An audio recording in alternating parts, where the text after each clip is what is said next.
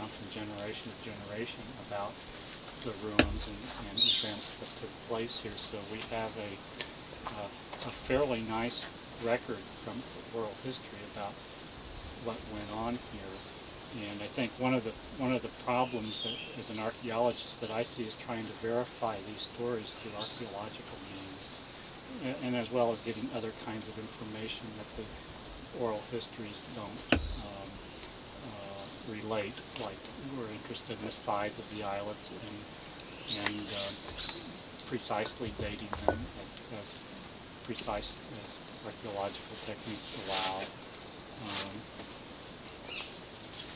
Finding out where they quarried the stone. All of this stone was brought from the main island of Ponape. It does not come from around here. And let's see, a piece of stone like this would weigh probably between 1 and 2 tons. This one would weigh over 2 tons, I'm sure. So it's really they went to a lot of effort to build these islets. And of course, not all of them are as elaborate as this, but there are some that are almost as elaborate as this.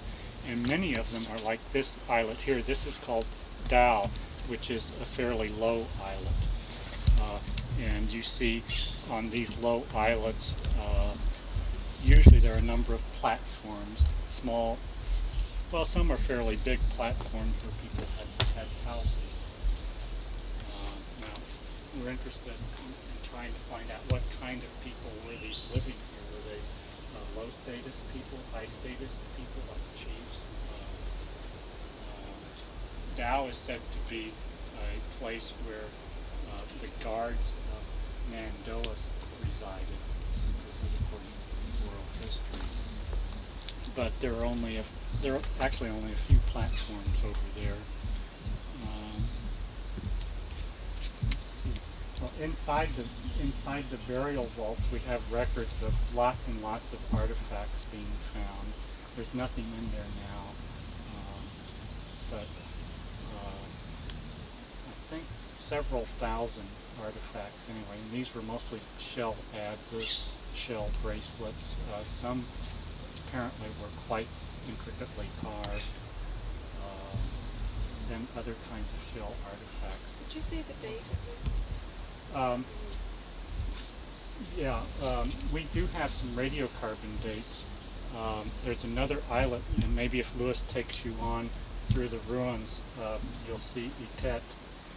You know which one Itet is, where there's a large mound. So the Smithsonian Institution did an excavation there in 1963, and they obtained some radiocarbon dates. And at the base of that mound, there was a radiocarbon date of about 1200 AD. And this is when I feel that mound is associated with a special ceremony for the holy eel, the Nan Madol eel. And there's a little hole in the middle of the islet where the eel came up, and they gave the eel a ceremonial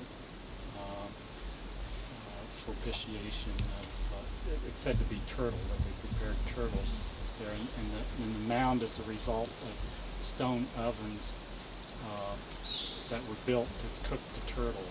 And the stone ovens were built one on top of another, and gradually you had this really large refuse pile.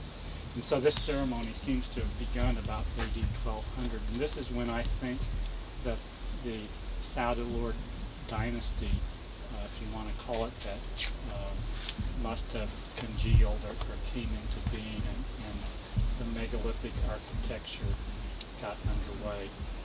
We could say anywhere between 1000 and 1200. I can't be that precise, but probably, well, definitely by 1200, things were well underway here at Nan Madol in building the islets and bringing in the large stones.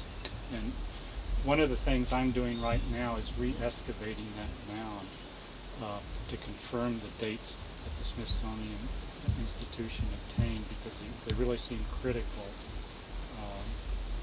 And unfortunately, the Smithsonian never published anything on their work, so we have absolutely no record of what they did. So that's very annoying, but we're re-excavating there to confirm what they did, and also to try to get some more information.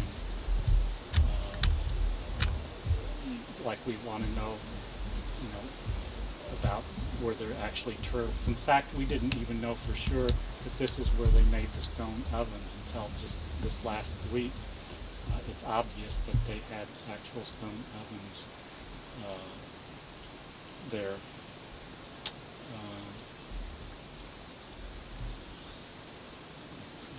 So this is where the Saddaleurs were said to have been buried. Back here, there are some terraces adjacent to the wall, which you may have noticed, and it's said that people were left lying there, bodies, and that you had open air burials, also besides the ones that are in the vaults.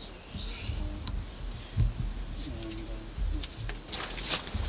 can't see it very well, but there's a low platform over here, and this is where one of the an annual ceremony took place, where the high chief, this is after we have this from the early missionary accounts, that each year there was a ceremony in which the high chiefs and priests would come to Nan Madol. This is after this all had been abandoned for some time, and they would stop here and leave an offering, and then go on to the Islet of each head and go through the eel ceremony there, and there would be a lot of dancing, a lot of kava drinking, which they call sakau here. And this continued up until the 1850s, 1860s.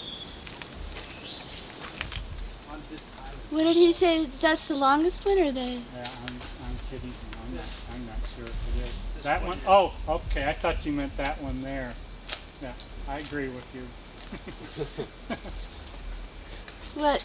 The one he's. Oh, that's the longest. But you only see the end of it. Probably Right. about It must be pretty big, though. 5.5 meters You long. can come and take a look at it. That's a big hump of rock. I think I can 5.5 show you a meters. bigger one, Louis. At the corner. No, a bigger column. Oh, bigger column? Yeah. Well, but the longest? No, it's longer. I can show you one that's longer. On this one here? No, not on this side. Oh, wait. I mean on this, Okay. on this island. Okay. You have to No, not on qualify yourself. this. Yes. But how much does one of those weigh, you think? That would probably weigh, I can't do the calculations in my head, but 3 or Approximately. 4 tons. Oh, probably. boy. Something that's that big. Oh. And the cornerstone That's you're talking big. about? That would weigh about 50 tons. 50 tons. Mm-hmm. There's a little formula Yeah, in that the you book says use to. 4 tons. Those stones on top of the vault there are really special if you've looked at them. They're really long and very thin. And obviously, I would say a lot of effort to procure those stones. In fact, all of these stones, a lot of them. Nandauwas is just very specially made.